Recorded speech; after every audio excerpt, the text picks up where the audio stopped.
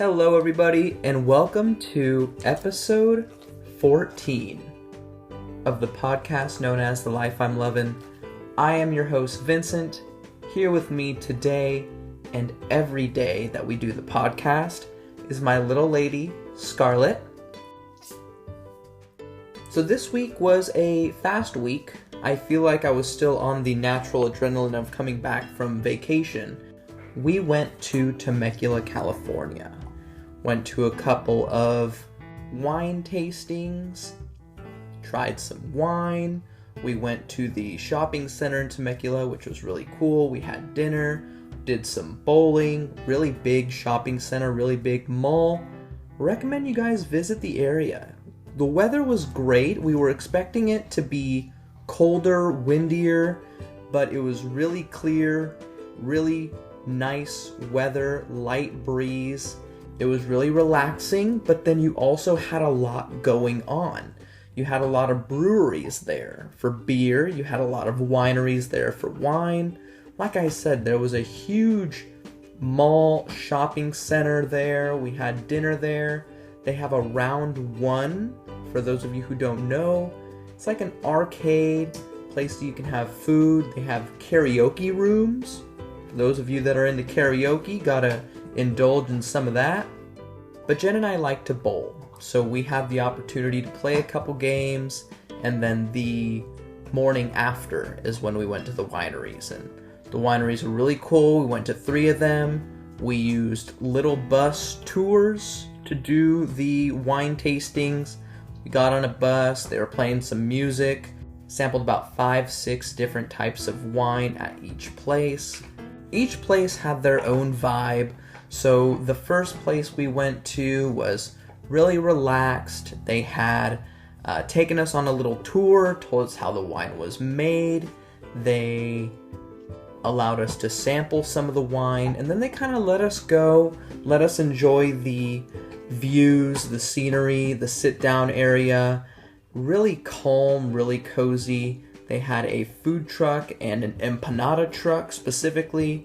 Jen and I indulged in a couple of empanadas. For those of you who don't know, they are a Spanish pastry filled with different types of meats, cheeses, vegetables.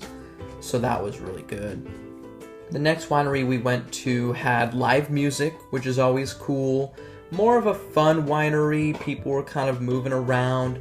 They had these really cool seats, like rocking chair swing type of seats that Jen and I were sitting on and rocking back and forth, enjoying our vino, listening to the live tunes. And then they also had a little lake area, so we were able to go down there and sit by the lake. Again, drinking wine the entire time, which is always fun. Third place was up higher altitude, so that allowed them to really utilize the views. They had a lot of glass windows, a lot of, scenery for us to look at. All of the seating area was up top, so you look down at everything. Really cool experience. They dropped us off once the wine tour is over in Old Town Temecula. So that's like the strip where all of the happenings go down. So we walked over to Old Town, we got some food.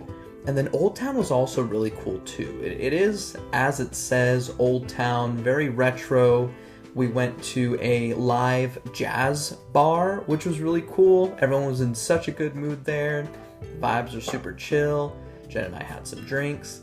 And then next door was a retro arcade. So we had to stop in there. Jen and I love to have fun, go to arcades, do things like that. So that was a really cool experience. Played some games. We always play that basketball game where the hoop is really close to you and you gotta make the shots in a certain amount of time. So for some reason, I play basketball. For those of you who listen to the episodes, you guys know I do dabble in the sport of basketball.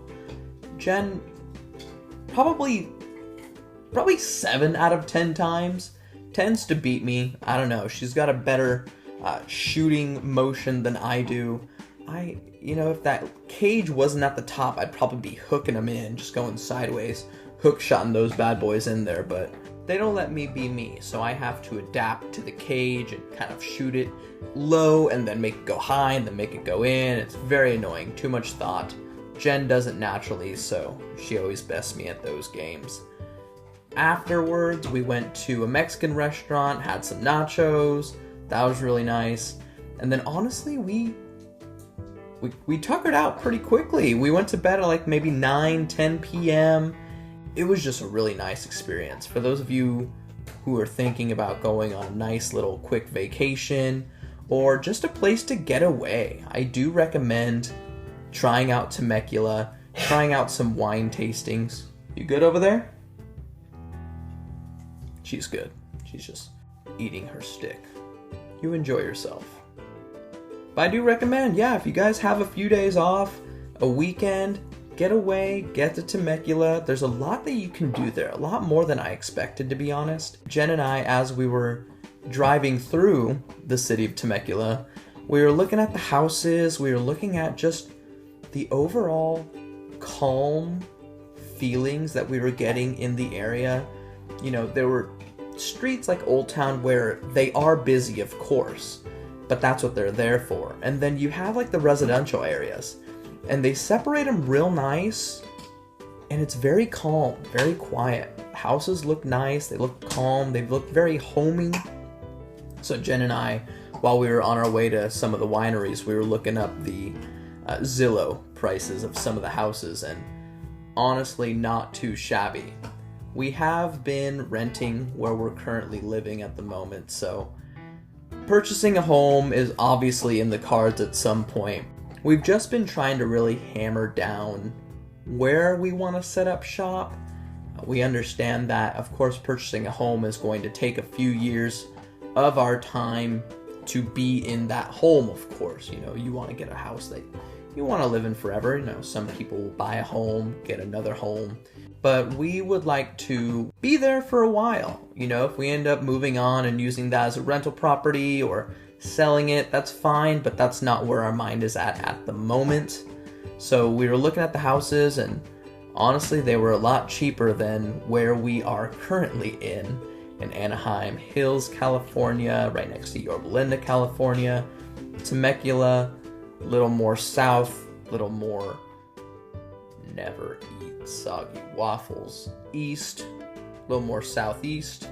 I still do that never eat soggy waffles thing. Everyone's got their own little way of doing it. Judge me if you must, but it works, and it takes about never eat soggy waffles. 2 seconds? So Temecula is southeast, is a little bit cheaper, actually quite a bit cheaper. It was very impressive how cheap it was compared to where we're at now, and honestly, it looked the same. The actual overall look of the city of Temecula looked very close to where we're currently at. The only difference, of course, south, east, and of course, our family and friends are here. Our family and friends are in Los Angeles, which is obviously closer than Temecula. We're just going up north. You know, there is a lot that goes into purchasing a home. You know, it's not just what you can afford, it's where you're going to be. Of course, you're looking into the schools, about your job. You know, is there a commute involved? We would like some support in terms of, you know, when the kids need a daycare or a babysitter. You know, do you have family or friends that are available to assist you? Of course, being close to family and friends is always great because you're growing up with them. So you really have to kind of pro and con. Okay, well, maybe I'm saving, you know, X amount of money moving here, but then where is the support? Where is the friendships? Is it worth it to move away in order to save money versus staying here? Maybe you're still piling on an X amount of dollars, but you're closer to family and friends and you have that connection, which is, of course, is second to none. You guys have listened to my episodes. You guys know that family and friends are my life. At the same time, money's helpful. Sorry, kind of necessary. Makes the world go round in a sense. I don't like it. I don't like that it's so necessary. Another episode. We don't have to get into that. But I was talking to my friends about it, and I was talking to my mom about it, and of course I was talking to Jen about it, and purchasing a home, figuring out where you want to live, renting, are just some of the questions and things that you have to do that tend to come in your 20s. Teenager, 19, 18, you're probably in school. If you're not in school, you're still probably living at home, finding a job, just trying to get started. Fresh out of high school, you don't know what the world has in store for you yet. I know I have a much better idea of what the world has in store for me now versus 10 years ago. And of course, that's going to be the same thing. 10 years from now, I'll have a better idea, and so on and so on. But right now, Jen and I have been having those conversations. 28, turning 29 this year. 2024 is the year that we're both turning 29. We're 2 months apart. Obviously, kids are something that's on our mind. Traveling is something that's on our mind. Saving money is on our mind. But at the same time, spending money is on our mind. So I was looking up on the interwebs questions that people in their late 20s tend to have to deal with, kids, job, car, family, things of that nature, things that really, I don't want to say cement, because you can always adapt, you can always change, you can always decide, okay, maybe this isn't for me. But these are the questions that come into your mind more so now than when you were younger. Now, for those of you who have been dreaming about the Barbie dream home that you've been living in since you were 6, or becoming an NFL football player since you were 5, that's different, of course.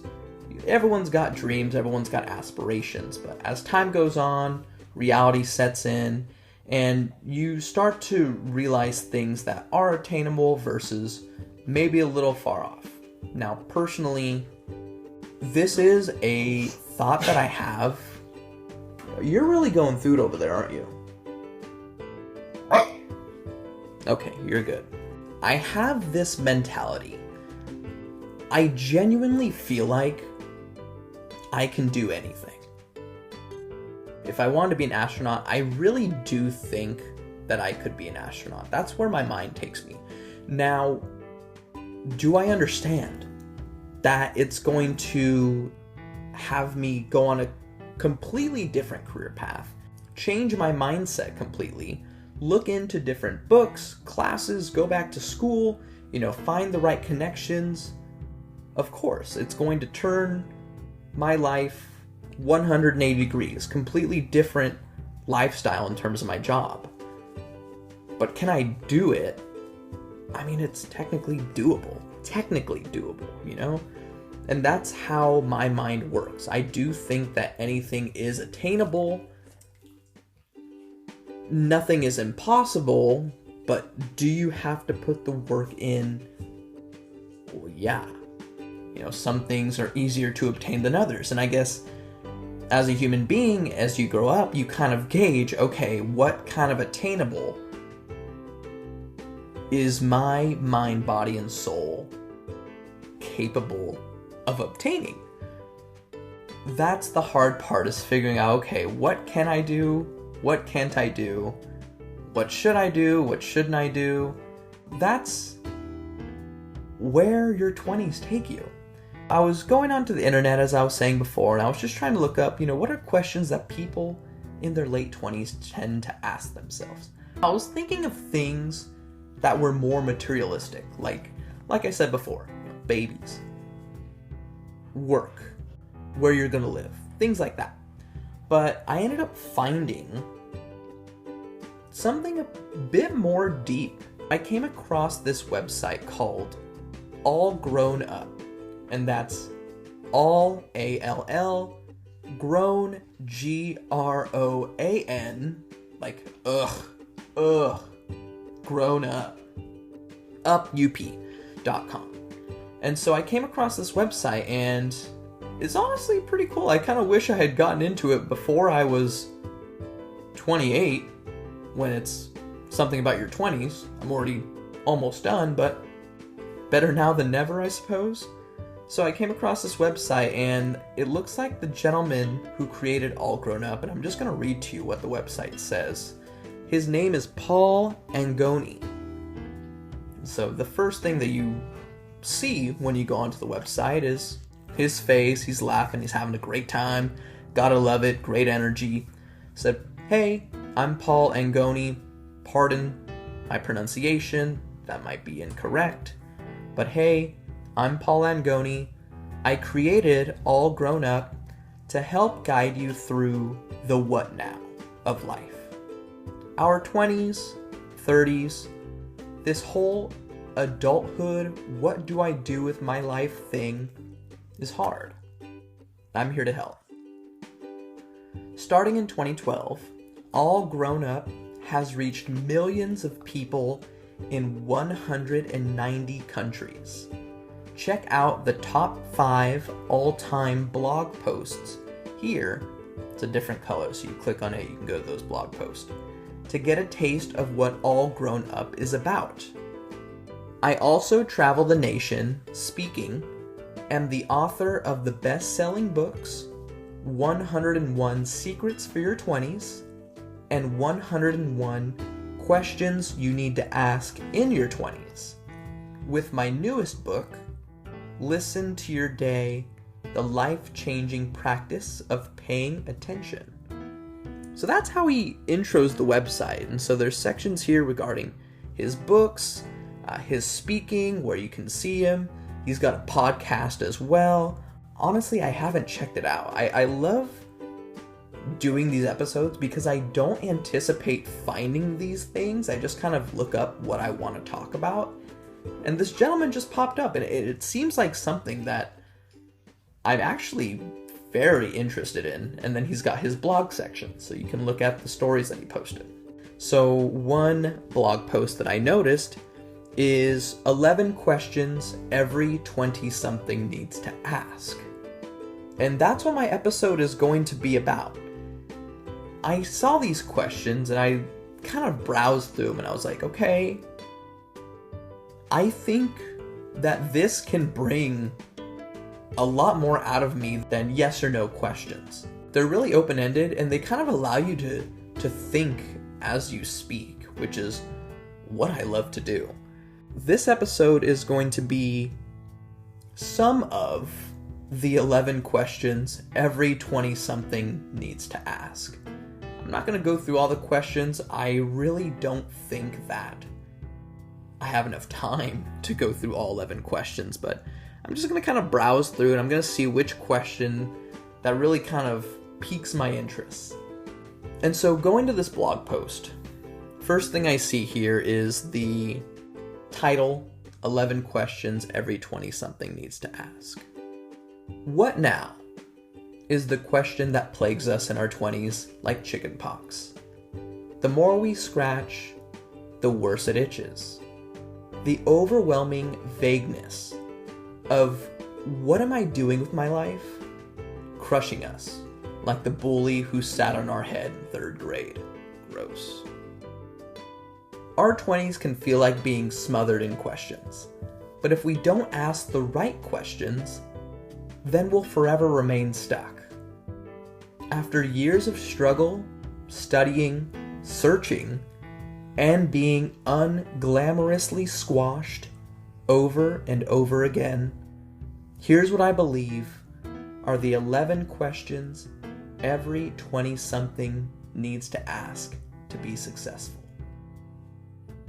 So I'm browsing these now, and the first thing I see is the first question. Who'd have thought?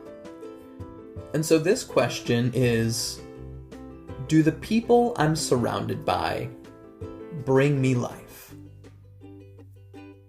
Are your friends taking steps forward, or are they still playing beer pong in the basement? ¿Por qué no los dos? Am I right? Why not both? Come on, Paul. Do you leave hanging out with friends feeling anxious or alive? Are your friends anvils tied around your ankles or jetpacks helping you fly? Your life will resemble the lives of your closest friends. Does that in fact excite you or freak you out? So as I was saying before, and as I tend to say in a lot of my episodes, my family and my friends are my life. And I love them for a few of the same reasons, but a good amount of them are for different reasons. I have a friend who, on weekends, I have this morning ritual. So I'll get up, I will start my coffee, I'll walk Scarlett, and then I'll come back, I'll, put my creamer in my coffee, I'll get Scarlett fed. On days where I have this availability, I like to play some video games.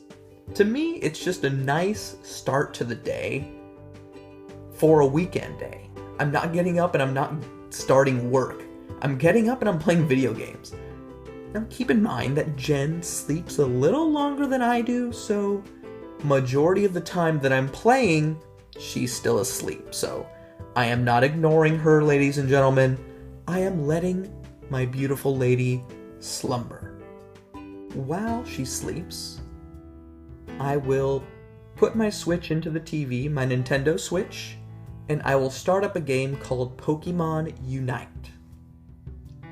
Now, I'm not going to get into the description of that game, but the game is played 5-on-5. You guys are attacking the other team. One team attacks the other team. You gotta win, score points, etc. At the beginning, when this game first came out, a lot of my friends were playing. Some of them fizzled out. There is one friend who most weekends will give me a call, or I'll text or call, and it'll be like, hey, are you on? Like, we already have this idea that we both do the same thing on weekends. So we'll hit each other up and we'll start playing, and I'll put him on speaker on my phone and he'll do the same on his phone. And we'll play Pokemon Unite together. We'll be on the same team, we'll be battling.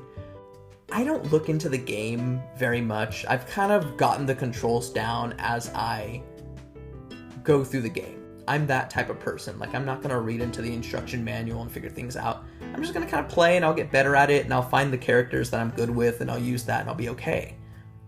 My friend, on the other hand, he'll watch YouTube videos of professionals playing this game. Professionals being they've played so much that they've gotten to a certain level, certain rank. There's actually Pokemon World Championships yearly where they broadcast the people playing these games against each other. He'll find the moves that are best. He will find where to go when to attack this person when to move this way when. He'll find out all of those things, and he'll play like that. And he'll let me know, hey, you should use this guy, or you're using this guy, you should give him these items and use these moves. They'll help you in this case. Or, hey, it's time to go down here and fight this guy. And I'll follow him and they'll work, and it's so cool because, like, he's giving me something that is making me better in an aspect of my life that I kind of want to be better, but I'm not trying. It's him naturally being him that is making me better at life. And he is just one example, but each of my friends have something or some things that they do. I may not take the time and effort to look into myself, but I am interested in. It does tickle my fancy. And them being them allows me to absorb that knowledge, hear what they're saying, and utilize it in my day-to-day life. And I love that. I love the people that I'm surrounded with. And honestly, again, majority of these friends, as I've said in episodes past, I have had for 10 plus years. And they're still teaching me things and making me better at being a human being by simply being around them. So I don't want to go into each friend, but I thought I would use him as an example because it's video games. It's not something that I'm playing 24/7. It's something that I like to do on weekends. And did you just burp? Scarlett, you're really taking this recording thing not very seriously today. Go away. I'm in the middle of something. You need to check yourself. And so, do the people I'm surrounded by bring me life? The short answer would be yes. The long answer would probably take about 4 to 5 episodes. I just want to browse these questions here. So one of them is who inspires me the most. One of them is what are my favorite stories, which the episodes are telling you my favorite stories. But number 4 I thought was an interesting one because it did make me go back and forth a lot. Would I want to live with me? Before you start thinking about living with someone else, do you even want to live with yourself? Have you opened up your closest doors and faced your monsters? Too many people go into relationships hoping that it will fix all their problems, when it actually has the magical ability to show you how many problems you really have. Like a third-rate magician, marriage puts big things behind a curtain, but does nothing to make it disappear. If you don't like living with yourself, is it fair to ask someone to do the same? Now this one, as you can hear, is kind of making me think in retrospect because Jen and I have been living together for 6 years and change, so we've already gone through the demons, we've already gone through the closets, we've already looked behind the curtains, so to speak. But would I want to live with me? My first thought is yes. But then I go into it like, okay, well, how well have I known myself before moving in with myself?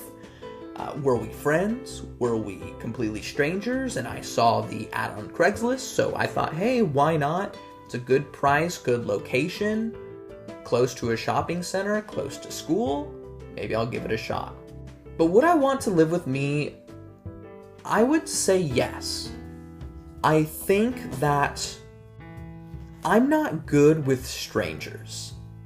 I know how to be cordial and I know how to be nice and I know how to be communicative with strangers, of course, but when it comes to breaking the ice, I'm usually not the one to break it first.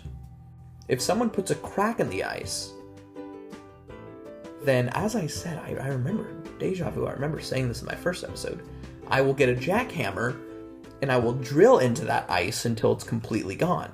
Because once you make the move on me and like, okay, I'm trying to get through more than how's your day going, I want to know what's inside that brain of yours, I'm going to give it to you, son. You might not like it, but you're going to hear it. You're asking for it. And so I think about living with myself and I'm wondering, okay, I would probably be very short with myself, kind of like make conversation, try to get into that realm just to basically get acquainted with myself. But would I go further? And would the other me go further? Unfortunately, it might take maybe a couple drinks to do it, or, maybe there's a very visible thing that really gets on my nerves and, I can tell, and I'm like, okay, well, what's wrong? If you say what's wrong, then I'll tell you what's wrong. But that's also already breaking the ice. So I do think that if I were living with myself and I saw myself in distress, I would ask, hey, what's going on? Do you want to talk about it? So I do think that me and myself would get along. I do tend to try and not rely on people as much as possible. So I do think that's also good in a roommate, is that I wouldn't rely on them to do the dishes or, clean up after myself. I'm doing that for me, myself, and I already, because that's just how I like my things. So I think we'll be good there. I don't think I would be in the way. I think I would be very supportive and understanding of the rules and how I live my life. I would be quiet when it's time to be quiet. I would be loud when it's okay. if, quiet hours are from 12 to 6, then 11:59, alarm goes off in my head. It's time to relax, time to get away, time to go night-night, if you will. So I do think that I would be very okay living with myself. The little description went into some, the problems that I have, the curtain, living with someone puts things behind a curtain. Jen knows me better than anyone on this planet. She sees me on a day-to-day basis. We were talking about this maybe a week or two ago. It's like I've seen her pretty much every day for, 365 times 6? So off the top of my head, probably around 2,000, 2,100 days, 2,200 days. 2,200 days, I probably have not seen her maybe 10 or 20 days out of that, and that might be pushing it because we spend every day together. And she's seen me in my darkest hours. I tell her as much as possible, of course, unless it's like a surprise for her or something where it's like, if I say this, then she's not going to be positively surprised by this. So that's different, of course, but I believe Jen and I have really grabbed that curtain, pulled it to the side, and ripped it off the shingles, if that's the correct word for what those little dangly things are that hold curtains up. So, would I want to live with me? Short answer, yes. Long answer, the past 5 to 10 minutes of what I just said. And so the next one is now also a good question. So this is number 5. Do I love from my insecurities, or do I love from my strengths? Wow. Initially, when I first read this, I thought it was, do I love my insecurities, or do I love my strengths? But this is, do I love from my insecurities, or do I love from my strengths? Wow. You guys are about to get an answer that I didn't even have at this point, so let's go. The description. What's the difference? Good start. I don't know. I guess I know the difference. Let's read on. Loving from your insecurities demands from others. Loving from your strengths gives to them. Loving out of your insecurities does not want to see people succeed more than yourself. Loving from your strengths hears of others' success and is the first to celebrate with them. Loving from insecurities daily demands, what are you going to do for me? Loving from your strengths asks others, what can I do for you? Too many people love from their insecurities, and that's not love. After reading that, my first thought is, I feel like this is a question for the people who I love. Because I don't want to say how I feel they feel I love them. I don't want to say that, oh, I love them this way, and this is how I show it. I hope I show it this way, but I do think it is from my strengths. Simply because I've said this numerous times throughout my life. I would rather have every single one of my people succeed before I do. I find joy and happiness, pure joy and happiness, when something that I provide or I assist with allows someone to get better. I hope that all of my friends, and for those of you that we're not fully acquainted with at the moment, I hope you guys understand that I am here for you. I am not on this planet for myself. I am on this planet to ensure that everyone around me is the best that they can be. However they need me to assist in that, I will do it. I've thought about that as, when I move on, what's something I want people to remember me by? And that's what I want them to remember me by. I want them to feel like they could rely on me whenever it was needed. For the hard stuff, even for the simple stuff, for like, hey, I need you to help me do this, like, yeah, of course. Now, has life gotten in the way of some of those times where, my friends and family have needed me? Yes, life tends to make things difficult as life goes on. And I think when I was younger and I was more free and I had just gotten my truck, whoever needed something, I would be there for them in a heartbeat.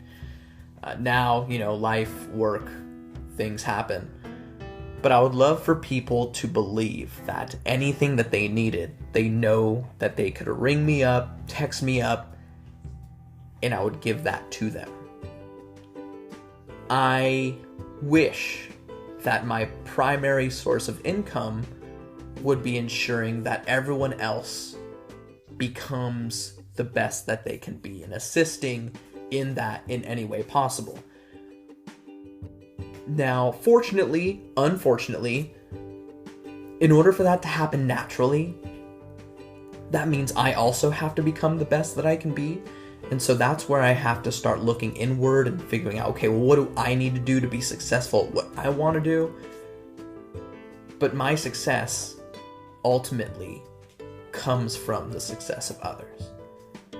So I do want to believe that I do love from my strengths.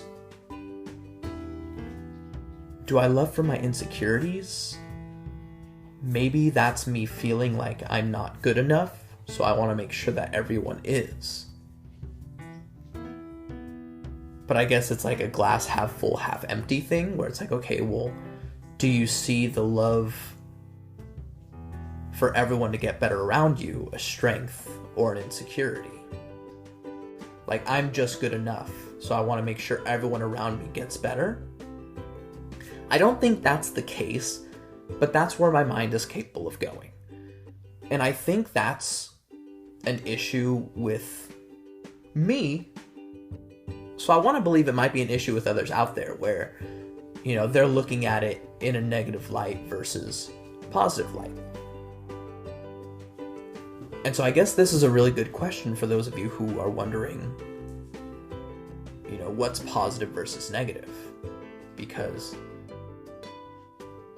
listen to the way you talk about it, or I talk about it first, so that you can really understand, okay, well, that's coming from a place of love. I heard it in my soul, and that was pure love. That's not insecurity. That's you being you, and that's you feeling yourself. So that's actually a really good question. But do I love for my insecurities or do I love for my strengths? Honestly, I didn't think it was that easy, but I want to say I'm at like at 90% I love for my strengths. Now, if I don't, let me know, please. I want to know how I can get better. So ask yourself this question. That was a saucy one. Let's move on. I'm almost done with this recording, so I'm actually going to do question 11. For the other questions, you guys feel free to look into this. I'm actually going to try and post the link on my description. I'm going to see if I can actually do that. If I can't, then use what I'm saying to get to this article. All grown up, ALLGROANUP, all one word.com.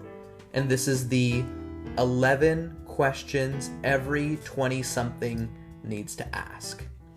So I'm going to end it on this one. Question 11.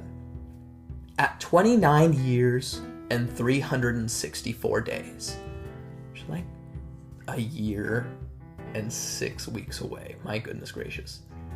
If I were to accomplish just one thing, what do I want it to be?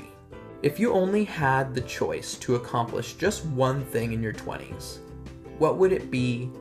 How would you take one step toward that today? Our 20s can feel like trying to walk with shoes covered in fast dry cement. So how do we keep moving forward? Is it a phone call to ask for an informational interview? Is it asking a crush out on a date? Is it making an appointment with a counselor? What's one small thing you can do today so that you can go even further tomorrow? So this one's hard just based off of the fact that I've already accomplished so much at 28, and so I want to believe that I'm looking at this in real time, not me just turning 20 and, graduating college is one thing, and meeting Jen, getting married to Jen is another thing that I've accomplished in my life. A lot of things I feel like I have to pat myself on the back for getting done in my 20s. Positive and negative, getting through all the things I got through in my 20s so far. I want to say so far, because you never know what life throws at you from a day-to-day basis. So I want to look at this question as, okay, I'm sitting here right now recording this episode, and in a year and 6 weeks, if I accomplish just one more thing, my last good 20s accomplishment, what do I want it to be? And so my first thought is what I am doing right now at this very moment is getting me towards where I want to be. I took a quiz yesterday just because I was looking into my podcast and I saw someone had emailed me. I can't remember the website, so I apologize to the person that emailed me. But they emailed me a quiz. It was a 20-minute quiz, like, okay, what kind of podcaster are you? And I was just going through the quiz, and I was trying to be as honest as I could. And, at the very end, they told me I'm a balanced podcaster. So I mix, business with pleasure. I'm into the podcast, but I'm not super into the podcast. I'm consistent, but I'm not doing the most in terms of making this podcast grow. And that'll come in time, of course. I just want to be consistent, get my podcast out there, get my voice going, and then go from there. One thing that they said in the email was that I believe, and this might be a big number, so it might be lower than what I'm saying right now, but I believe it was only 10% of people who have started a podcast have continued that podcast for at least a year. And I thought about that. I'm like, okay, well, that means, 10% of the people that do this make it to a year. But then I think, okay, well, that's 90% of all people who start a podcast that don't make it to 1 year. And so at 29 years and 364 days, if I'm turning 29 this year, by that 29 years and 364 days, if I continue on with this and not be consistent in posting episodes every single week, but knowing that I am setting myself up here, taking a break here, season 2 comes here, and that's what I'm thinking about doing as I'm doing this. I'm thinking a season 2 might be necessary just so I can redo how I'm doing this, kind of look back and think, okay, well, how can I set this up where it's like I can have people starting to anticipate what's coming next, because my episodes are just kind of coming. There's no reason to rhyme to them. I'm just kind of going off of what's in my heart, what's in my soul, what's going on in my life at that time. But I would love to start getting people to interview on this, and I know that I can't just, call someone up in the morning today and be like, hey, you want to record later and we'll do an episode, and because that also takes more editing. And so I want to take a break and kind of get my workload and my schedule kind of solidified in terms of how long it's going to take to get these done, how long it's going to take for me to plan out, how many episodes I want to plan out. So I do think eventually I am going to take a break for a couple weeks, but it's not to end it, it's to make it better. So I would like to say, and I'm not the type of person to make like literal goals. My goal or my New Year's resolution for 2024 was to start recording the podcast. And I ended up recording the podcast 3 weeks into the year, 2 weeks into the year. So being consistent at it is also one thing that I had said. But that wasn't something that was like an actual attainable goal. It's something that I attain as I am going forward, but there's no end game to that. It's just kind of going. And so I guess right now I would love to say, and I guess I'm going to put it out there into the world right now, putting it out into the universe, which putting it out into the universe is always a cool thing because it kind of makes it real. It's not just in your head thinking about it. So I guess this episode is going to be the episode where I say that I want to make it past a year of podcasting. Like, I would really love to be that 10%. Even if this is not something that I'm going to do my entire life,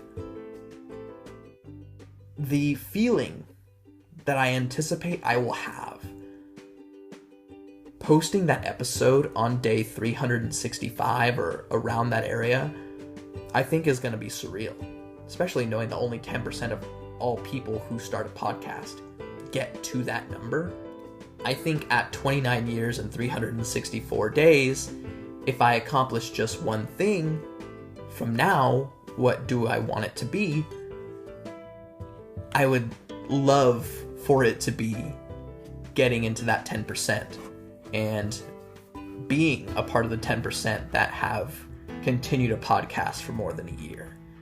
I've said this, repetition is going to work, being consistent is going to work, so I would love to find myself being better at this a year from now, or I guess 7-8 months from now.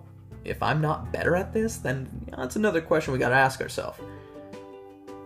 But that's really exciting to think about that and think about being consistent at something for such a long time.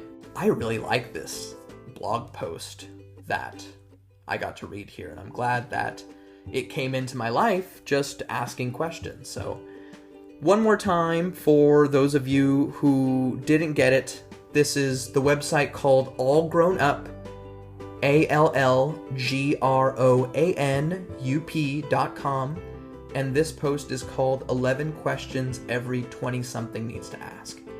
Honestly, I had a lot of fun answering these. Thank you guys very much for listening. It's always a pleasure to hear you guys give me feedback and, let me know that what I'm doing is positive. Even if it's 51-49, this episode completely sucks, but that one episode you did a while back was good. Positive. I'll take that. Yeah, Scarlett, you can answer the questions next, okay? But we need to make another episode for that. You don't want to do this on the recording. Okay, well, when we're done here, then you and I can have a little one-on-one, okay? Sounds good. So with that being said, I want you guys to all have some great drinks, eat some great food, be around great company, be in a great environment. And remember, always continue to love the life you're living. Take care.